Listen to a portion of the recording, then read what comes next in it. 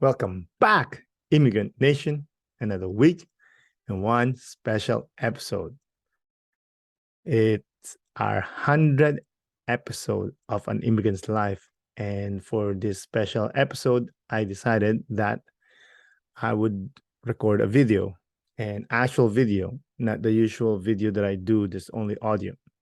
So if you're listening to Spotify or Apple or however you listen to a podcast, if you want to watch the video while you're doing something, I don't know, working or whatever else you do, you can go on ahead and go to YouTube and type in An Immigrant's Life.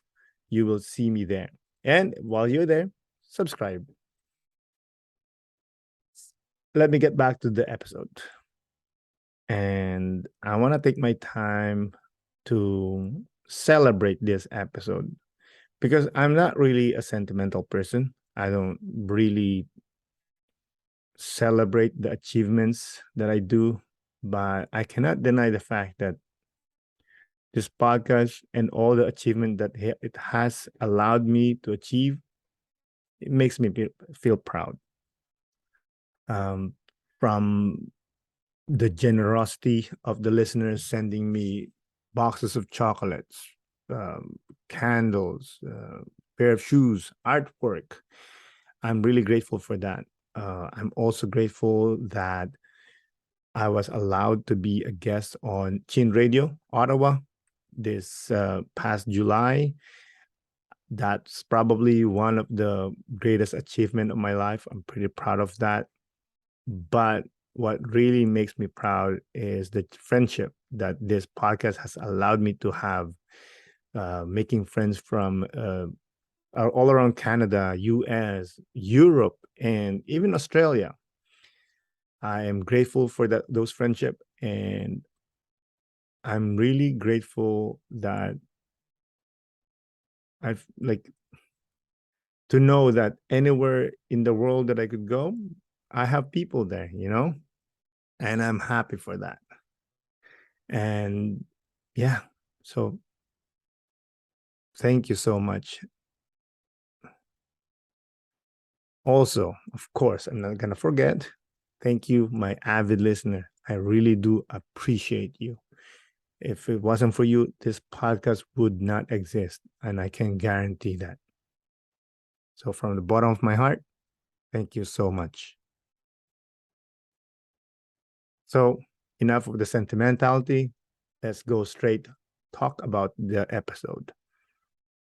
Like I said, this is a very special episode, not only because it's our 100th episode, but also because we have a very special guest. For a 100th episode, I invited a guest that embodies the spirit of this podcast, a very driven individual that doesn't wait for things. She makes things happen. Let's not waste more time. So, without further ado, let's get into the show. Isa, dalawa, tatlo. Today's guest is a registered nurse and a U.S. Army major. She was born as a grain under a clear blue sky, but grew up in the land of milk and honey. Everyone, please welcome Margarita Chmykhalova. Thank you, Aaron. How you doing? I'm doing well today. It's a beautiful Friday evening. Oh, yes. Thank God it's Friday, right? Right. Well, it's only Friday for Monday through Friday traditional workers, right? We know someone's out there working it's a 24/7, 7 day a week type of gig for some of us. Yeah, you're right. You're right. By the way, thank you for coming on the podcast. I mean, I was excited to have you on. Thank you, Aaron. It took us a while to connect, but I love the platform of your podcast, An Immigrant's Life. I think a lot of people can relate to it. We're all transplants and we're all trying to make home away from home. Mm-hmm. I appreciate that. That's very kind of you. By the way, please tell the Immigrant Nation how they can reach you. If you want to promote anything, go ahead. Sure. So right now, my most active platform is probably my Instagram account. It's just my name, Margarita Chmykhalova. I do have a lot of impersonators online, so just be cautious when you are connecting with someone that looks like me or has a similar name. But direct messaging on my real Instagram account, I'm pretty good at replying, but I do stick to real messages. If someone's asking, some odd things about pictures of my feet, which happens, that's not going to happen. No way.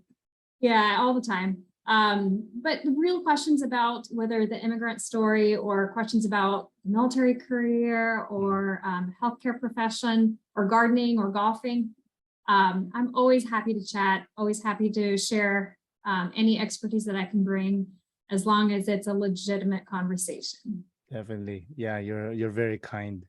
Yeah, what's going on with the social media copier, like your fake account, the fake accounts there? Yeah, so I'm glad actually I can speak on that. So there are a lot of impersonators, and people will impersonate military people, especially, or anybody maybe that wears scrubs. Any image, whether it's healthcare, military, law enforcement, that has some kind of integrity behind it, people want to capitalize on it. And then what they do, these fake impersonators do, they befriend other innocent social media users, and they try to get money out of them. Many times people pretend that the military person is stuck overseas somewhere. They need a plane ticket home. Their accounts are frozen. Really weird stories that are never true, and that would never happen. So just use caution online. Mm-hmm. Does it scare you? So yes, because it's not personally like an imminent threat to my safety, but more so because of the damage it can do to other people. People have sent money. I know this. I was contacted by higher up, and it wasn't my fault at all. They just wanted to know, where I stood in this jumbled story. But somebody had sent money to somebody that was impersonating me out of a different state. And it scares me for the well-being of others, because people are losing finances. People are falling in love with a picture that is not me. It is me, but it's not really me behind the picture doing the talking. Yeah, it's your image they're using. I mean, you're like first round pick, the looks, you know what I mean? It's people will easily fall for it, and it's unfortunate that it does happen. Mm-hmm. Let's just go back to your history a little bit. You were born in Ukraine and then immigrated to America. How old were you when you immigrated? Sure. So I was born in Ukraine, and we immigrated to the United States in 1991. So I'm going to date myself, and I don't mind. I was 5 when I immigrated. I am proud of the concept to age gracefully. I think that's a privilege not known to many, especially people in war-torn countries. The country that I was born in, aging peacefully and gracefully is a privilege. So I was 5 when we moved to the United States, and my parents had worked really hard with the interviews and the paperwork. We came here on an asylum status to the States, and we came here for religious persecution. A few weeks after we left the territory of Ukraine that was still part of Soviet Union, Ukraine earned its independence. So that was in August of 1991 that Ukraine got its independence, and we came to the States in July. Wow. Mm-hmm. That's crazy. Was it hard to leave? So for a 5-year-old, change is like, we don't know the frame of reference for change. Like to me, going to bed, having a bedtime or going to a different country, it was still, to me, it was the equivalent stress. It was hard for my parents for sure. Yeah. And I respect their commitment, and I respect the work and the effort that they put in. I mean, they had 3 small kids, and they made this journey to this unknown, looking for freedom and opportunity. So it was definitely hard and stressful for them. And I saw the stress over the years and the toll it took on them. So it's easier on a child to assimilate. I'm not saying it was easy, but I know it was much easier on me than it was on my parents. Definitely, because they're adults. Mhm. Can you elaborate, if you know, about the asylum status for religious persecution? Like what did they say to the US government? Sure. So growing up in the communist era under the Soviet Union, religion was welcome, but it was had to be organized religion. Our parents wanted to, and their relatives and their communities, they wanted to gather independently, gather in small churches, believe what they wanted to believe, preach what they wanted to preach. But if it wasn't registered through the state, that was considered illegal.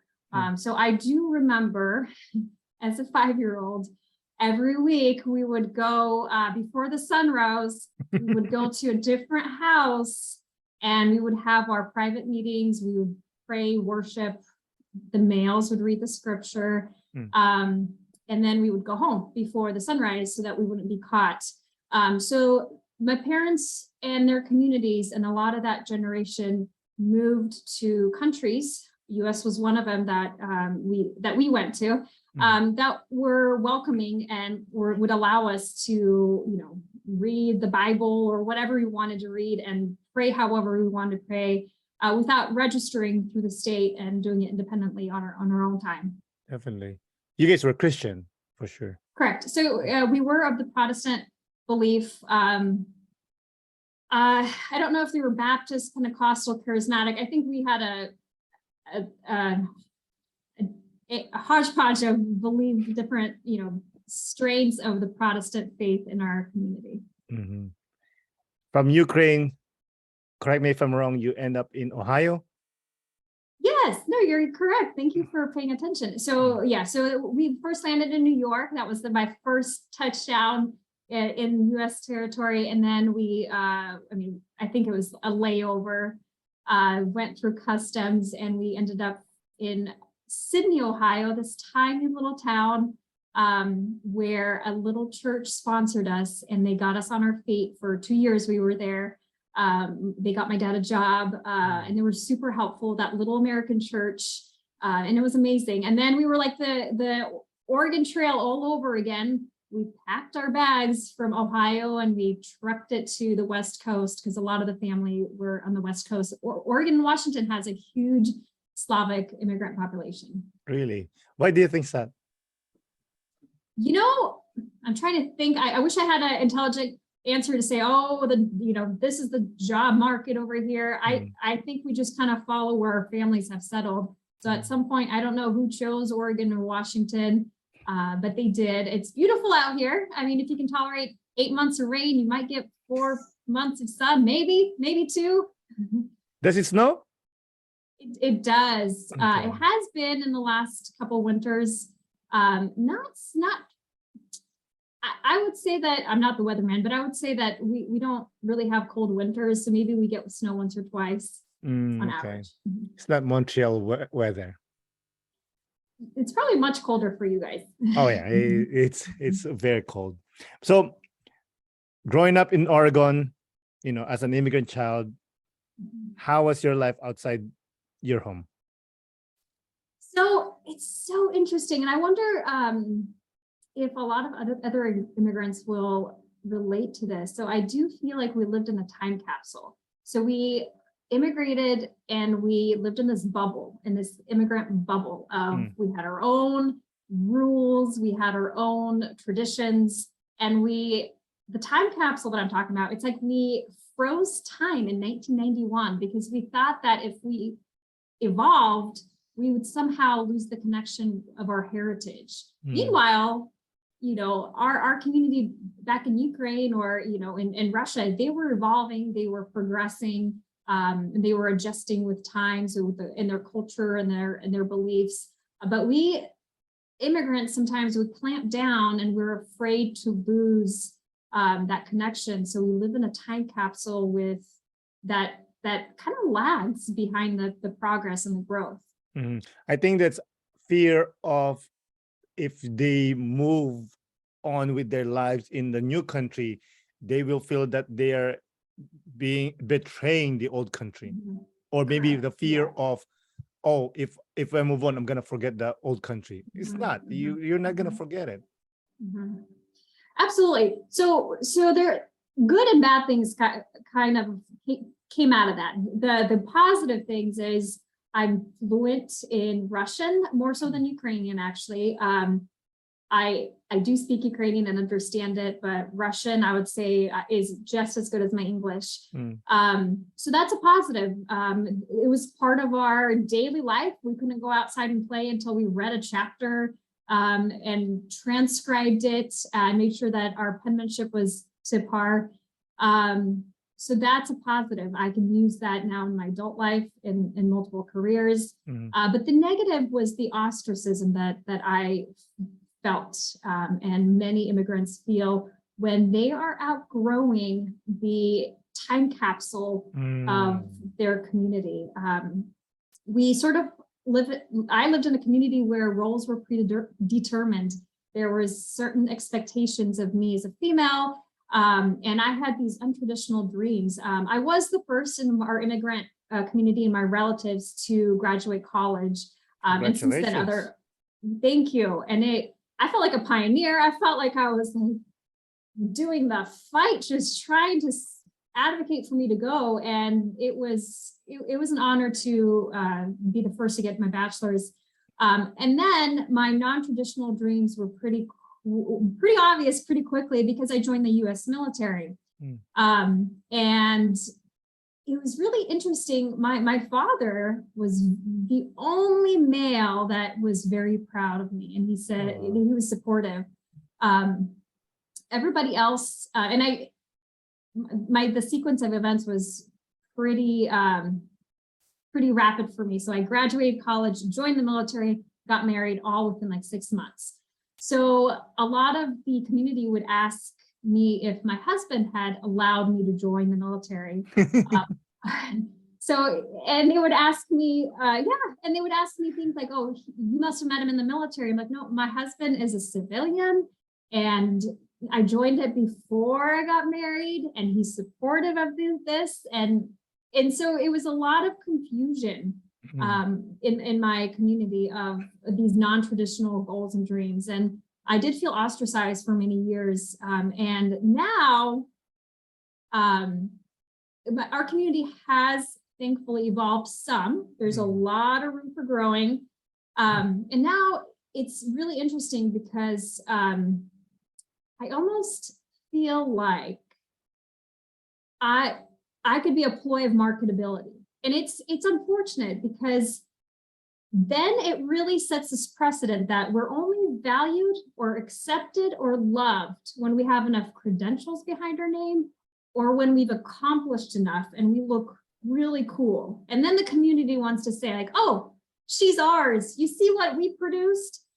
And I'm all about evolution and repairing relationships, but I will never be a ploy of marketability. You got to love me when I didn't have credentials, or if I have 1,800 credentials behind my name. That's my motto, is include people, even when they don't fit that traditional set of rules that the community has for them.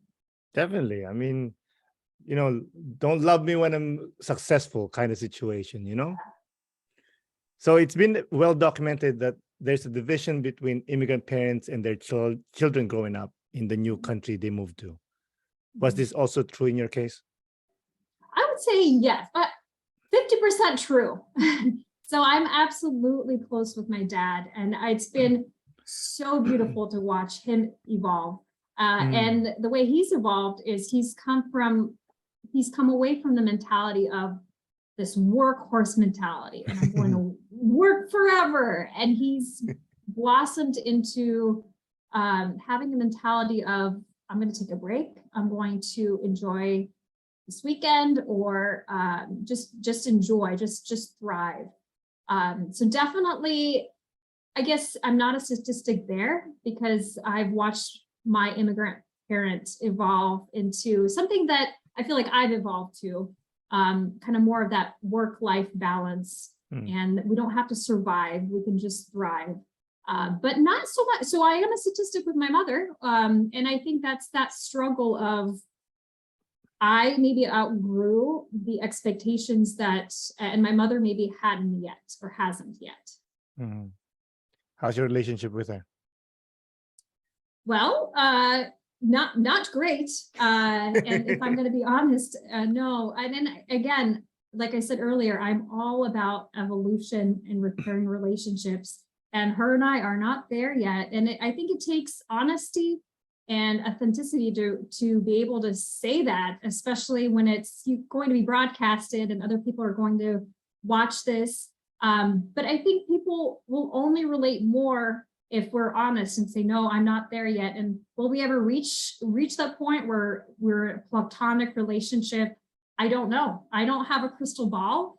And I think it's important to have boundaries. It doesn't matter if it's your parent, your child, what relative, insert into this conversation, but boundaries are so important for our personal growth, for our mental clarity, and for our emotional well-being. Mhm. What do you think is the difference between your mom and dad? Why was it that your dad allowed himself to evolve and your mom just stay there? Ooh, I wish I could ask them this. I wish we could have a conversation with them. My best guess, I mean, they're completely different people. I really, my heart almost breaks a little bit for my mother, because I know she had such a hard time as a female being oppressed in her community. And that's something my dad didn't have to deal with. He was empowered. He was always the leader in the community. He just had a different experience in life. So when struggles came his way, I think he was just equipped to like rise above it and say, well, I'm always going to conquer and be okay with it. But with my mom, I think not having that conqueror mentality instilled in you, I think it's going to affect how you see the world and how you build your relationships, and maybe how you clamp down on your children. Maybe that's the only thing that she felt that she had power over, was to clamp down and keep her children. And we needed room to grow. Definitely. Are you the eldest? So I'm the oldest girl. I have an older brother, and then I was the second born, and then there's two younger sisters underneath me. So in a way, being the older girl definitely gave me a lot of the older child responsibilities because of my gender. Oh, yeah, unfortunately. Do you think perhaps your mom was looking at you and seeing herself, and you not following what she wants for you to do makes her frustrated towards you? I don't have kids, so I think it would be easier for me to answer that if I did have a child and say like, oh, I think when you have a child, you see yourself in this child. If I go down that assumption, then I would say yes. Perhaps it was difficult to see me be able to stand up to the community and choose a life that I wanted. And that was not something that she had. And maybe that's part of a struggle, personal struggle for her. And again, I'm speaking out of assumption. It's something that it would be amazing to hear from her perspective. Like how is it to grow up in an oppressed society, to make a sacrifice for your family, and then watch your children benefit? Like, is it pride or is it hurt and regret because you didn't have the opportunity? That's an amazing question to ask our parents. By the way, for the question, I do have kids, and I do not reflect myself to my kids. Like I always tell them, you do whatever you want to do. I'm going to be here. Mom and I will be here to help you get that. Whatever that is. You want to be the best juggler in the world? Go get it. But I love that, but that's considered unconditional love. I feel like I grew up with very conditional love. Like I had to earn certain things. So there's a difference. And I think And I think it's hard to give unconditional love as a parent, as anybody, as a human, if you have never felt unconditional love. So maybe going back to my mother, she grew up in a big family. She grew up oppressed by religious rules, by the government. So maybe she didn't know unconditional love, and maybe she didn't know how to pass that forward. Yeah, that remind me of this. I don't know where I saw it, most likely Instagram. It says that someone can only love as much as they love themselves. Like they cannot go further than that, because that's all they know. They cannot like, oh, I can love more here because, but they can't know because they don't know. But as an adult, don't you think you should put it yourself that, oh, you know what, something needs to change? You know what I mean? Sure. And I mean, that's our personal evolution and personal growth. And we can only grow if we want to. It's kind of like when we're talking about an addict. People can only change if they realize they have a problem and they realize, that that's not where they want to stay. But if we're just stuck in the same mentality, in the way things are, and if we don't, and it's painful to admit that, hey, I've been wrong, or hey, my previous beliefs didn't really line up with what I want to be in a couple of years. It's really humbling to come to that realization. And I have a personal hard time to admit when I'm wrong, because there's a sense of pride in us. Like we always want to be right. We always want to have this face that we're putting on, that we're self-assured and we have all this life experience and we don't make mistakes. And it's so hard to admit, to say like, wow, I should have apologized. I shouldn't have said that, or I was wrong. It's so hard, even for me. Yeah, and I try to be mindful, but it's hard. We should ask the husband. He's not here. Don't ask him. Okay. I read a story about you that I want to hear this. I want to hear from you. You grew up hiding books. Yes.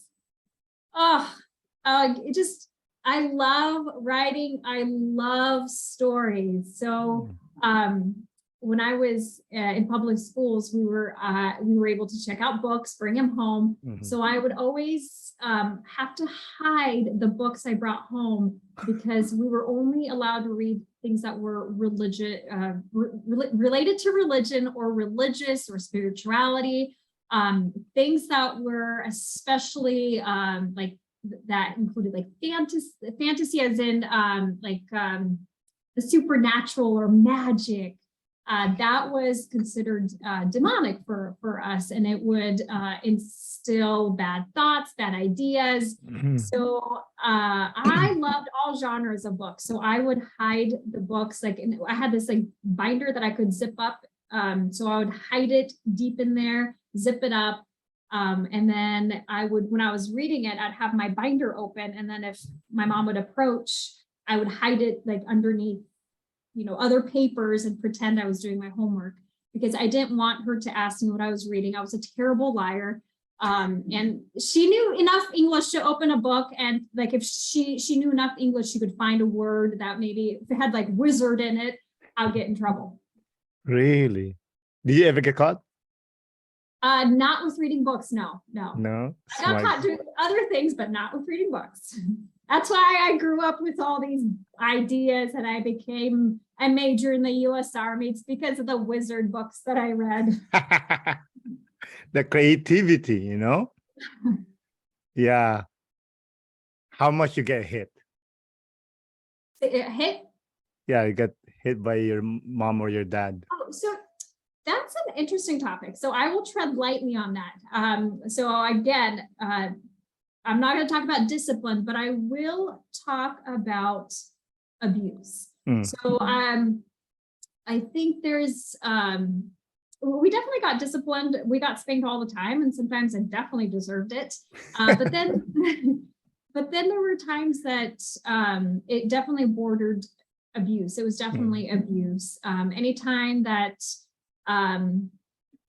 you have to cover up marks from coat hangers or belts, you have to go to school, and anytime that happened, we weren't allowed to change. We, as in my siblings and I, if we had like physical education, we had to change into our PE uniform, our fitness uniform at school. We just pretended that we didn't bring the uniform so that we wouldn't have to change and nobody would see our welts. So when it came to that, again, I think that needs to be clear, that that's crossing a line from discipline to abuse, and that's not right. Yeah, definitely. I mean, I don't hit my kids, obviously, but I got hit a lot. Like you said, there were times that was my fault, But then again, somebody told me that, excuse me, somebody told me that you were a kid, you were being a kid. Right. But it goes back to the culture, right? That's what their norm was, that you beat out these demons, you beat out the bad behavior. And every time you saw that twitch or whatever it was, you flinched and you knew you were doing something wrong. But you're right that as a parent, as we're talking about the safety and well-being of children, you really need to reconsider your discipline preferences. And again, I'm not a parent, so I'm going to back out of this, but I will focus on the safety. I will always advocate for child welfare. I've done many uncomfortable phone calls when it comes to abuse, and it's abuse of, and I'm talking about children, but also adults can get abused, and elderly. So definitely the safety and welfare is my priority in all demographics. Definitely. Speaking of abuse, I know you're an advocate for sexual harassment in the military. Want to talk about that? Sure. So I guess I'll start off with saying that, it's not just a military problem. The military is a product of society, and the U.S. culture, probably world culture, is very hypersexualized. Everything from the lyrics that are produced by our pop artists, to you name it. When we're marketing perfume, it's very hypersexualized. So if that's our norm in society, and then we put on the uniform and we expect service members to know to turn that off, and put on their professionalism, that takes a lot of re-education and a lot of cultural assimilation of this is the professional standard in the military. So it is my passion, though. It is, I remember my first, I think I was in elementary school, maybe 4th grade. And that was my first time that I felt objectified, and I felt terrified for my life. And it's a story that I actually shared in my future memoir, but I think that's my first memory of being objectified and fearing being sexually attacked when I was in 4th grade. And it's followed me through my entire life, whether I'm in my civilian career or in the military career. And it's just become a passion of mine, just to re-educate people and bring that cultural change to the military. At least I can help contribute to that cultural change. I can't really change our society, to see people in a professional way, to interact with people and be mindful of our behavior, be mindful of the words that we use, of the jokes that we say, just to keep it professional and keep it comfortable. Yeah. Like, one of the main thing was in our culture, Filipino culture, we're very macho, as most of in the world. Catcalling is a thing. And I'm not gonna lie, when I was younger, I used to do it because I'm stupid, I didn't have anyone to hey, educate me about by the way, don't do that. It's, but then eventually, as I evolved, I said, yeah, don't do that, dude. That's not cool. Well, I was going to say if you have daughters, but I'm also going to catch myself and say that sexual harassment and sexual assault doesn't discriminate for gender. But I do know that a lot of times parents or dads say like, well, I have a daughter, I have to be extra careful because statistically, women have been sexually harassed and assaulted more in our society, but it doesn't discriminate. There's no gender discrimination. It does happen to males, and males are less likely to come forward because of this expectation that either they got lucky or they don't want to ruin their macho persona, and that's unfortunate. Every victim deserves to be believed. Every victim deserves their journey of healing, deserves resources, whether they're male or female. What do you mean about men being victim of harassment? Like men to men or women harassing men? Either way. So it could be, it could be. So for example, some things that we would, if I was doing a class in the military, or maybe a class anywhere really, and sexual harassment jokes, just even anything that takes away from that professional environment or anything that takes away from a person's comfort level. For example, let's say that somebody is dared to do something, and it's a male on male dare of, I don't know, maybe kicking a ball somewhere, and the male says, you know what, I don't think so, I don't want to do it, and the other male says, oh, you don't have the balls to do it. That could be in itself sexual harassment. Anytime that somebody feels demeaned or there's a sexual connotation, that alone can be sexual harassment. So it could be between males and males, or it could be a female catcalling a male, and someone's mowing along, their shirt off, the girl drives by, rolls down her window and whistles. That's sexual harassment. It's not always welcome, right? Sometimes maybe the guy didn't mind it, but it's unnecessary. Hey, listen, if somebody can't call me, I'll be like, yo, what's up? But no, yeah, I mean, I guess so. But how do you know when, let's say you're friends, right? And you're joking around, or like coworkers, and you're joking around, and, you get loose and you say something, maybe demeaning, I guess, or sexually. How would you know that you said something that is demeaning? Because you're being loose and you're joking around. So it's perception based, right? So know your audience. So if you're in the tiny group of people and you know these people and you've grown up with them, and if that's your circle of friends, no one else is going to eavesdrop and hear the conversation. That's your call. That's on you. But just my thing is always to know your audience, and especially in a work environment, better err on the side of caution, and especially in the military, we're held to a higher standard. Just don't do it. Yeah, definitely. But always know your audience. Yeah, that's the main thing. And if you offended someone, you could always like, hey, by the way, I'm sorry, I didn't. Absolutely, yeah. And those in the spot corrections, that's what we live for. We're a product of our society. There are times that I've said something and I've realized, oh my goodness, that could have been perceived as inappropriate. But we're so quick to repeat innuendos, and then before we're done saying things. And again, I've never done it in the military, but maybe like with a group of friends, and I realized, oh, this isn't everybody that I 100% know. Just have to be mindful. Were you a nurse first before you became a U.S. Army major? Like by a week, yes. So I graduated nursing, got my bachelor's, then I got my U.S. citizenship. It was like such a busy 2-week period. Graduated college, got my U.S. citizenship, got commissioned into the military, and then got married later. And then 4 months later, got married. It was a busy year. I don't know how I did it that year. Wait, did you plan that? What's going on?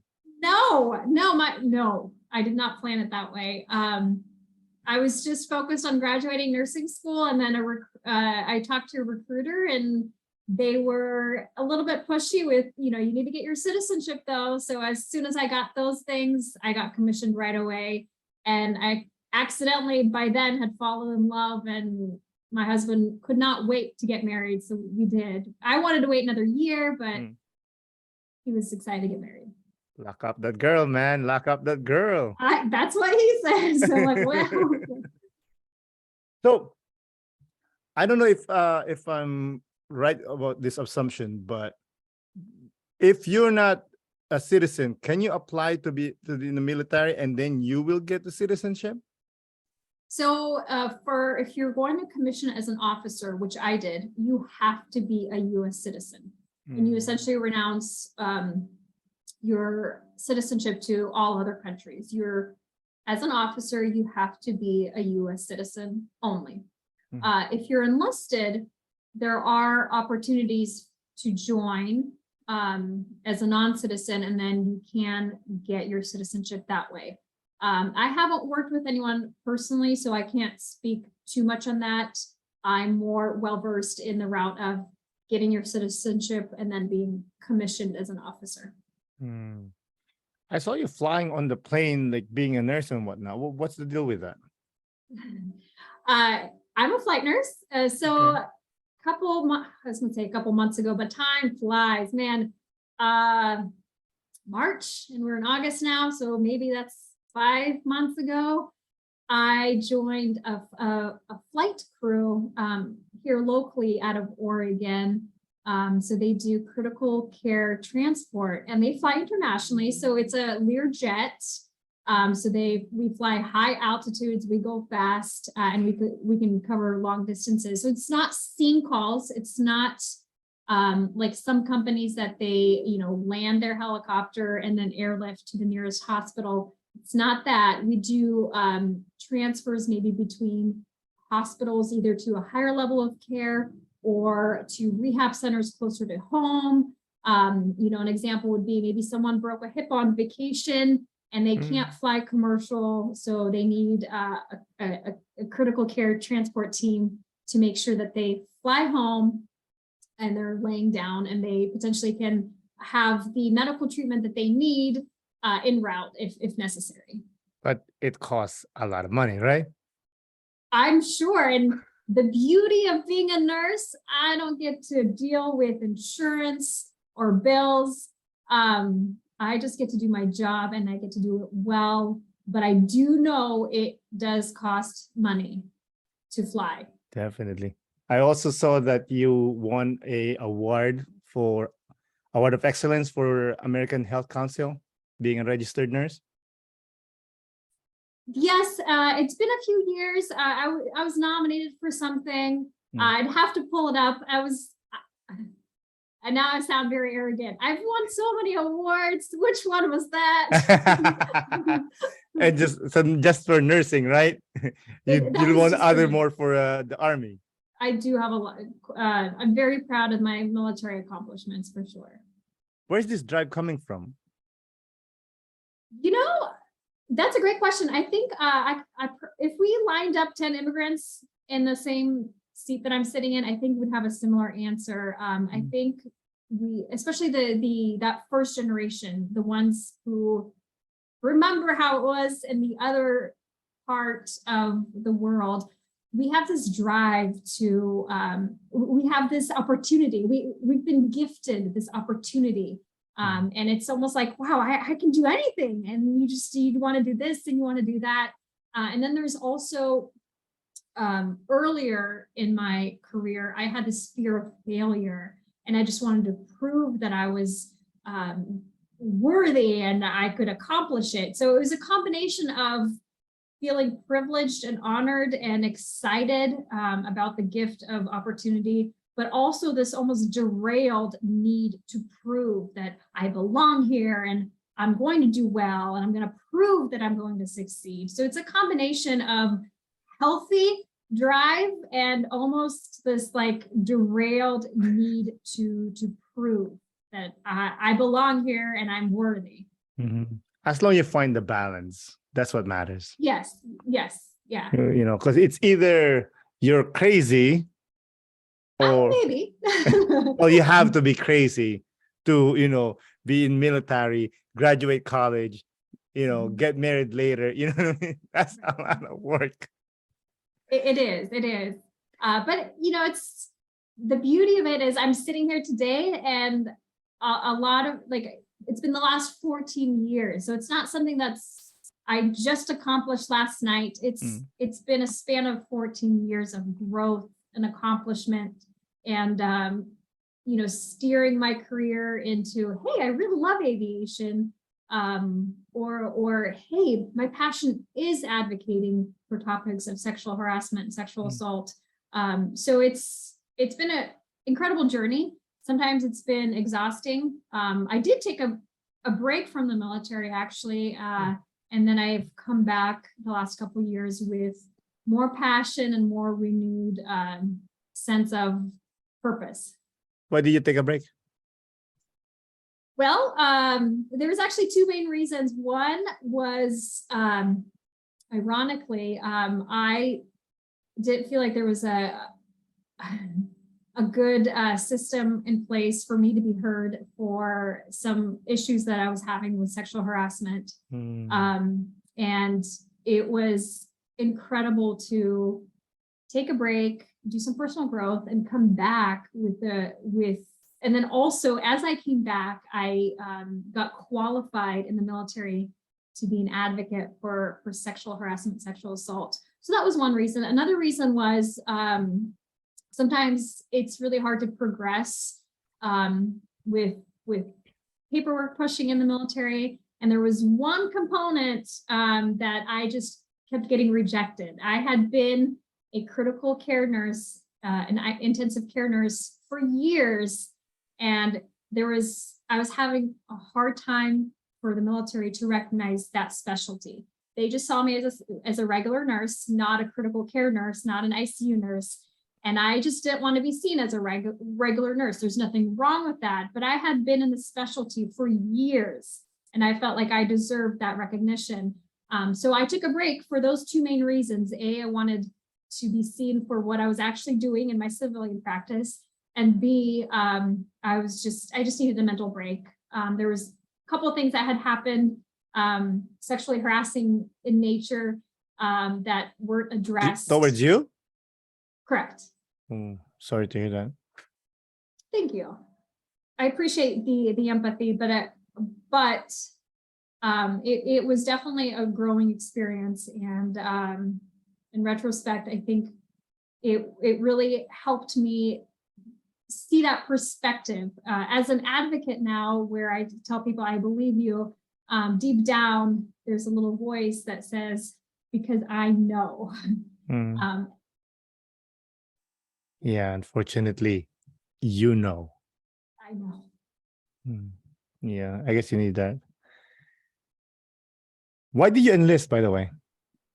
So I was commissioned. Enlisted is just a different different term. That means it's for the enlisted personnel, which I love our enlisted service members. They're incredible. But the correct word for me is commissioned. Commissioned, so why sorry. Commissioned?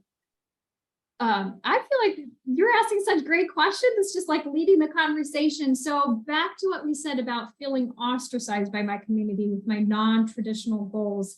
I felt like I had lost a community, and I wanted that community. I wanted a community. And then the military kind of was, there was a recruiter, there was this idea that I could become part of this community that would make me stronger, and that would make me, help me cultivate skills that I wouldn't be able to have in a civilian life. So that was very appealing. I wanted a community, and I wanted to be better. That derailed, teach me to be better, show me how I can improve. So that was the main drive behind that. What's your opinion on people that says America is the worst country because of blah, blah, blah? Sure.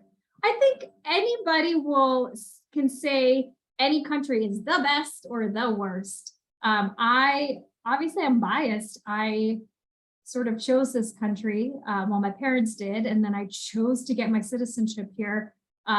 So to them who do say that, I'm going to say I'm really sorry if you've had a bad experience, but it's going to be a universal human experience. There's not going to be, you can't escape evil in any country. There's going to be bad things that happen in every country. So to that person, whatever happened to them to form that opinion, I'm really sorry. And I hope that we, as the people of the US that strive to do good things, I hope we can prove to them that there are good humans in the US. And I hope that person finds a good community. If it's not in the US, like find your people, like wherever it is, find acceptance, find love. I love the US. I can tell. Yeah. I mean, you're serving them, right? Serving the military. Right. Is that because, do you think that's based on because you're an immigrant? Is there a lot of immigrants that are enlisted or commissioned? Sure, in the military. I've been trying to look up some numbers for that. There are statistics online about how many immigrants have served, and it's just a beautiful thing. And I've been looking into history, like women's history, and there's been women immigrants that have served, in many wars back. So I don't have the exact number off the top of my head, but it's a fascinating demographic, and I'm definitely trying to find good numbers for that. Actually, you're the second guest that are in the army. I had a guest, I'm gonna forget her name. Jesus Christ. Anyway, she's one of those recruiters. She's a recruiter for the army, and immigrant, obviously, but she's in, I think, Arizona. Do you guys get sent to, like, I don't know, like whatever country? So I'm in the Army Reserves, so I'm kind of backfilled to the active duty. And the beauty about being in the reserves, you can be as involved with your career as you want to. So right now I'm in a phase where I'm kind of very go-getter. I'm a go-getter in the military. So I do want to be activated more.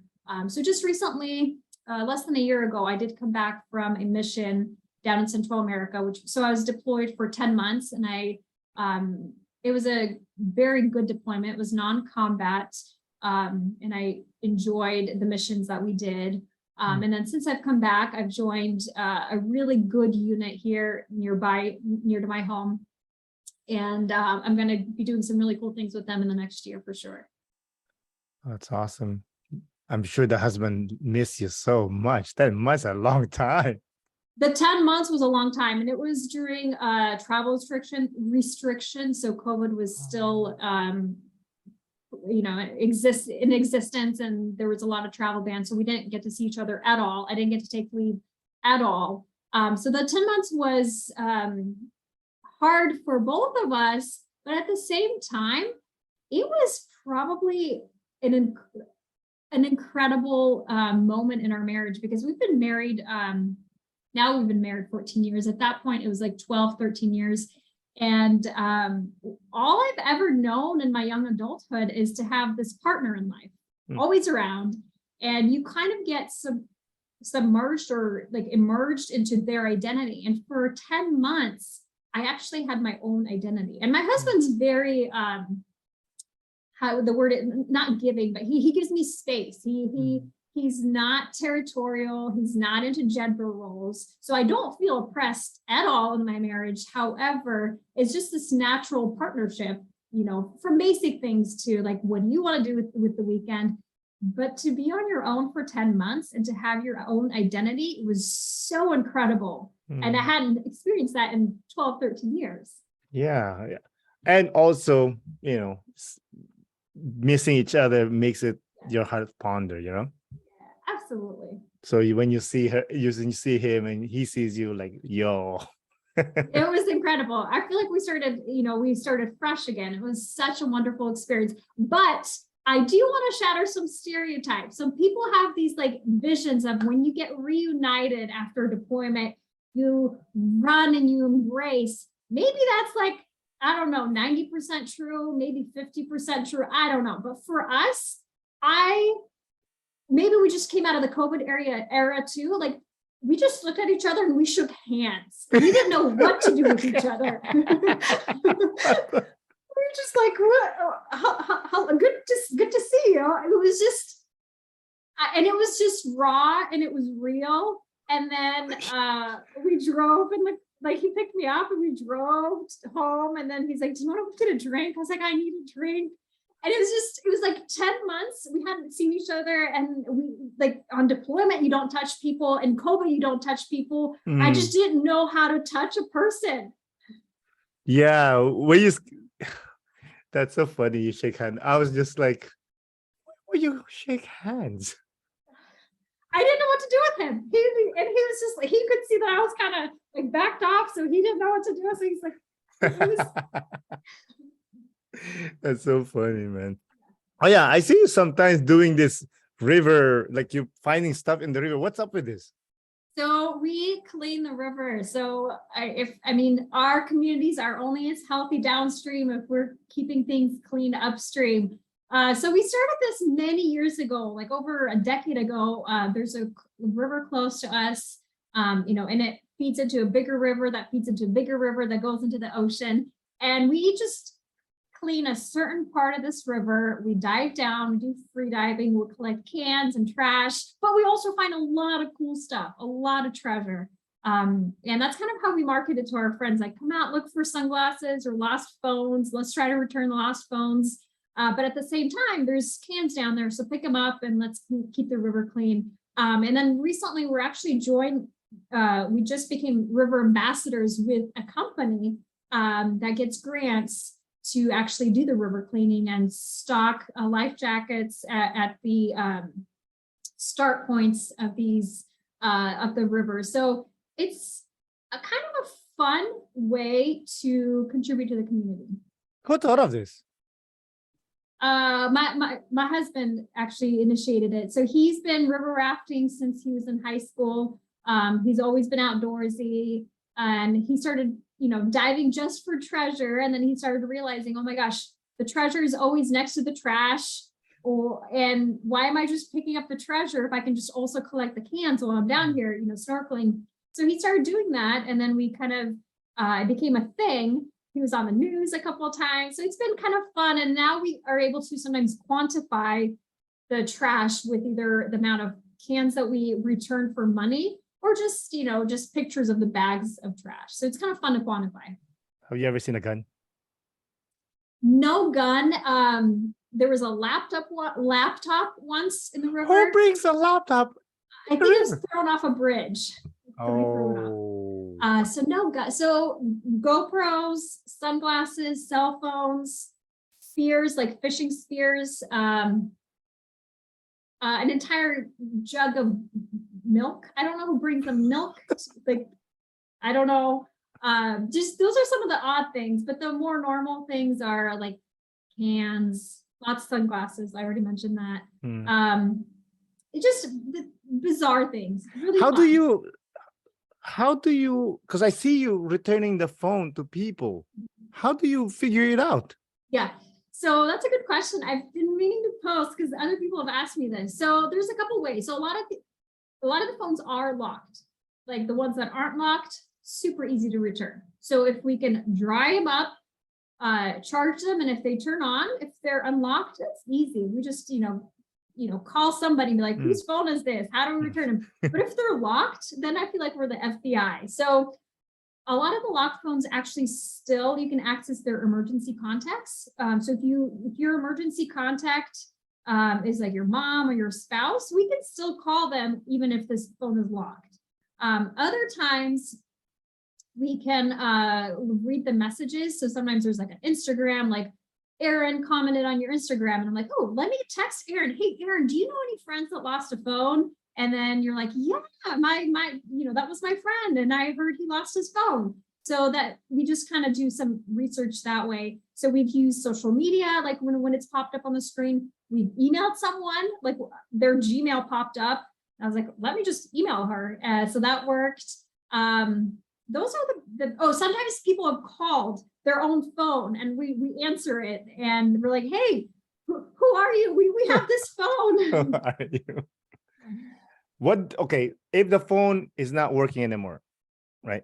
Where do you bring the trash?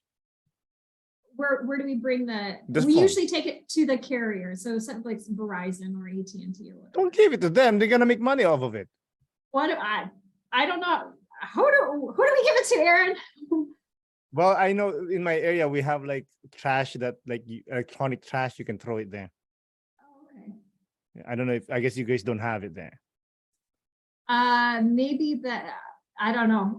Maybe my husband knows about that. Electronic trash. I don't know. I'll ask him about that. That's like, yeah, but yeah, again, you guys are saints, man. I'm like, yo, I'm keeping my phone.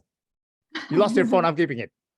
But what are we going to do with it? We can't access it. A lot of times people turn it off, or they call their carrier and then it like is turned off. So there's really nothing that we have no use for it. There are ways. There are ways. Maybe in Canada, I don't know. No, I don't know. I'm sure I'll probably people have lost phone and I'm like, I return it to them, you know, like it's also it's nice to return stuff, you know. It is. It's fun. I was watching something on the news where they did a study where people who do good deeds, like and it was very biased because then you'd rank like how it made you feel. But the result of the study is like people who do good things feel better. I'm like, well, that's a no-brainer. You didn't have to do a study. We all know that if you do good deeds, it makes you feel better. But it also inspires other people to do good deeds as well. So if you return somebody's phone, a lot of times what people tell us is like, we'll pass it forward. We're like, yeah, that's exactly what you should do. Like pass on a good deed forward. Yeah, I love that. Has it ever happened that you return a phone and they don't even say thank you? No, not yet. Most people are shocked. They're like, how did you find it? So it's always a fun conversation where we're asking like, where do you like which part of the river? We know the river so well. I'm like, which part of the river? Like, which rapids did you drop it in? And then it's fun for us to know. Sometimes they don't know where they dropped it. Sometimes we're like, oh, I flipped, in this location, and we know exactly where it is, but we find it like way down the rapid somewhere else. So it's really fun to talk about that. But everybody's always shocked to get it back because there's no way that they're going to get it back. One time you should do like, well, I work for the military. We've been following you. Just scare them. You know what I mean? It would be funny. It would be a funny joke. Let's change the topic a little bit. Let's talk about your memoir. What made you think of writing a memoir, and what are you writing in the memoir? Sure. Well, thank you for asking. So I started putting stories together similar to what you're doing, just stories together a decade ago. And it was more therapeutic for me just to get all the events that happened in my childhood on paper. And I love writing. I see patterns in words. I love words. And I would start off with just writing down stories, like when I would hide my books. And I would try to really just encapsulate those feelings and the smells and the emotions of that moment, as I hear the footsteps coming in and I'm hiding my book and I'm losing my place in the book. So I started that 10 years ago and I just kept those stories. And then on deployment, when I was in Central America, I was feeling homesick. I had some downtime. So I started to really, that's when I really started to put my memoir together. And I got that vision of how my memoir should come together. And then it just continued to evolve because when in February of this year, when Russia invaded Ukraine, and I started hearing stories about, immigrants being displaced, and it just brought back all those memories of being a fresh immigrant. And I just started to think about, is this generation really equipped and ready to embrace transplants? We talk about inclusivity, we talk about accepting people, but can we actually do that? And then I started remembering all the stories growing up where I felt like I didn't fit in. And you would look at me now and you're like, how did you not fit in? You look like an American, you sound like an American. But so I grew up in this bubble. So a lot of times I was being dressed in a very traditional way that Americans didn't dress. And I was afraid to speak because I was not really allowed to show emotion at home or really speak my mind at home. So I was this timid kid who didn't dress like everybody else. And for a while during my young school years, I was learning English. So I didn't quite speak English well either. So I was thinking about all the times that boys would trick me in school and say, you need to go back to your country, or girls would say, like, you need to dress more American. And I started thinking about, what about these immigrants that are coming, and we're being proud to say, like, oh, we've accepted this many refugees. But are these refugees and are these immigrants, are they being welcomed in our society, or are they just brownie points to make us feel good that we're inviting other people?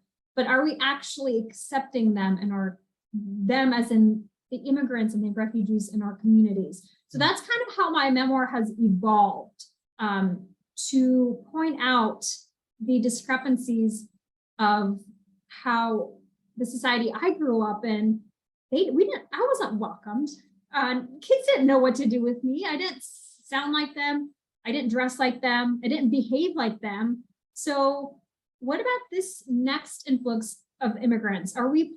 Is society prepared to make them feel included, or are we going to put them through the same hardships that some of us went through as immigrants? It's going to be the same hardships. You think so? Yeah, unfortunately. Because, the thing with that is, like you said, it's brownie points to bring them, right? Like a few years ago when the Syrian war happened recently, they brought in, I think, 20,000 Syrians, and a lot of Canadians was mad at that because, oh, why are you bringing these people?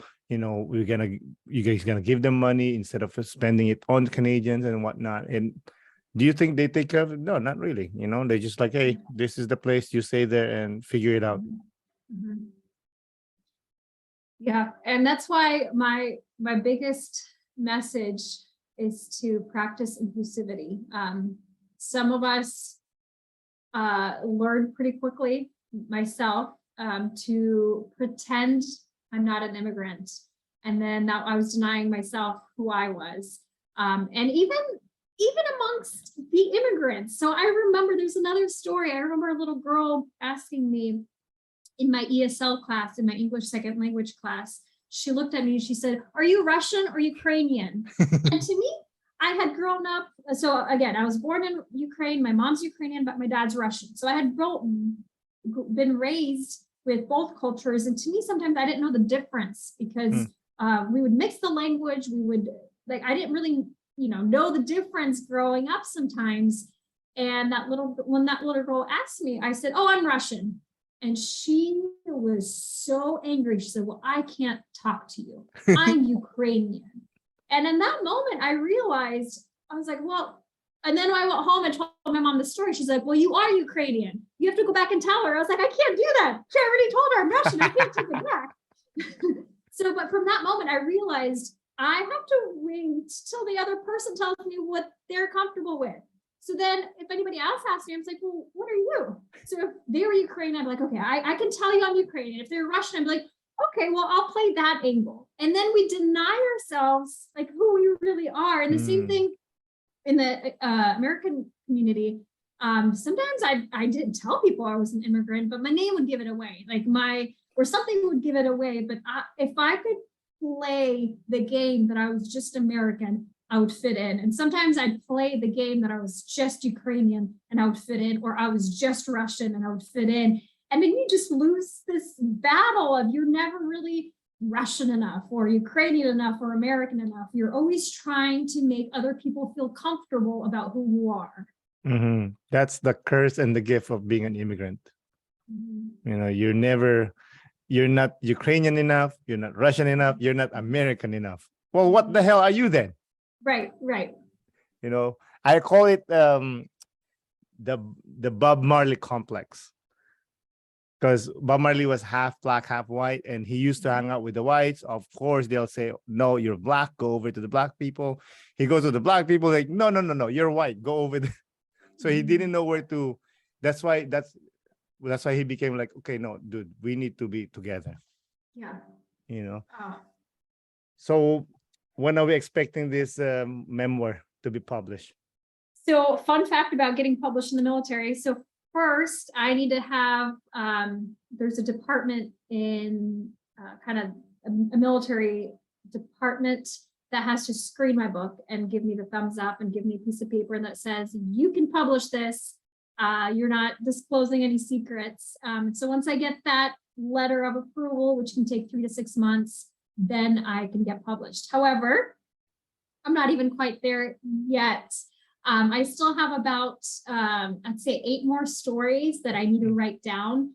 And that'll give me, so right now I'm at 55,000 words. I have a lot of things to say in this memoir. And so the 8 more stories will probably give me another 5,000 to 8,000 more words. So I'll just be pushing like 60,000 words. So once I'm there, I'll submit it for the military to approve and say, hey, you're good. This is your story. This isn't our views, and you're not violating anything. And then I want to get published, but I don't want to self-publish. I definitely want to go the route where I have an agent and I want to be marketed. So that'll definitely be another more work where I have to market myself to an agent and say, hey, I should get published, and this is why. Why do you don't want to do self-publishing? I think I could reach a bigger demographic if I have an agent to push my work. Yeah, fair enough. Also, with all due respect to people that self-publish, people usually do not give credit to the book if it's self-published. And like, oh, it's just a dude, he didn't go through the proper channel, I guess, you know what I mean? Sure, I hear what you're saying. So there is an extra layer of work that comes with finding an agent. Self-publishing would definitely be a quicker route. And I don't want to, talk bad about any self-publishing. I haven't done either. So I'm not even a published author. So kudos to the self-publishers. But if I can, I'm going to put in that extra effort and find an agent. I definitely feel like there's a huge demographic of transplants, of immigrants who, and just not even if you're a transplant immigrant, just listen to the things that society has put us through and help us change that culture into more of an inclusive culture. That's the whole point of my story. Definitely. I think we're there, but let's close out with one question, if you don't mind. Sure. What's the most important thing to you? I hear my husband's voice in my head, and I'm trying so hard to fight it and to try to say something else, but I'm going to say the thing that he told me when we were dating, because I asked this to him. I said, hey, what's the most important thing to you? And he said, to be happy. And I corrected him. And if you listen to my other podcast, you probably heard me say this story. And I corrected him. I said, no, you're wrong. The most important thing is to be successful. And he didn't argue with me. And many years later, like as I sit here today, I will echo that answer. And I say the most important thing is to be happy. And sometimes our journey to happiness is a long one, and it's full of heartbreak because it might consist of being ostracized from a community, but the ostracism is going to be temporary. When you find your community that accepts you and values you, and when you find the careers and the hobbies and the friends and the people that love you for who you are and don't care about your credentials or your degrees or where you live or what you drive, when you find that community and you find that full acceptance, you realize that's when you're happy. And I realize I sleep better at night when I'm content and when I'm happy. I don't wake up counting my awards. I don't wake up, gloating and degrees on my walls. I wake up just happy and content that I'm alive and that I have a beautiful garden, and that I'm healthy. So happiness, I think, is the most important thing to me. Wise word from a wise woman. Again, Margarita, thank you so much for coming on the podcast. I really do appreciate it. Thank you, Aaron. Hopefully you have a good rest of your evening. You too. Bye. Take care. Bye.